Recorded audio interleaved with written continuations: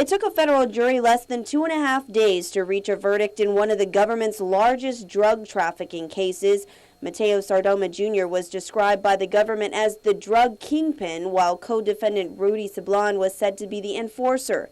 Sardoma's girlfriend Maria Edrosa was also charged with being involved in the drug trafficking conspiracy. The government spent weeks calling dozens of witnesses, laying out their case that various individuals worked at Sardoma's direction to mail packages of the drug ice from the U.S. mainland, while others traveled to the Philippines to purchase and transport the drugs back to Guam.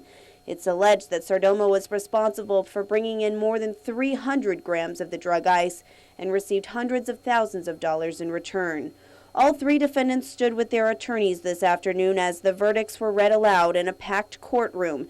The jury returned guilty verdicts against Sardoma for continuing criminal enterprise, conspiracy to distribute at least 50 grams or more of methamphetamine, using, carrying, possession of a firearm during a drug trafficking offense, and possession of a firearm by a prohibited person.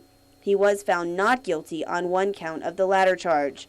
Sablan was also convicted of conspiracy to distribute methamphetamine hydrochloride of at least 5 grams but less than 50 grams, using and carrying a firearm during a drug trafficking offense, and numerous counts of possession of a firearm by a prohibited person. The jury, however, did find him not guilty on 10 of those latter counts, as well as possession of ammunition by a prohibited person. Edrosa, meanwhile, was convicted of conspiracy to distribute at least 50 grams or more of methamphetamine, aiding and abetting possession of a firearm by a prohibited person, disposal of a firearm to a felon, and disposal of a firearm to unlawful drug user. Jurors were polled and confirmed the unanimous verdicts, but despite sitting on the case for the last 5 months, the jurors' jobs are not yet done. In fact, the parties will come back to court on Thursday to present closing arguments on 2 forfeiture allegations against Sardoma and Edrosa. According to the indictment, federal authorities argue that 3 vehicles, a motorcycle, a television, and $7,000 in cash were proceeds or derived from the illegal activity.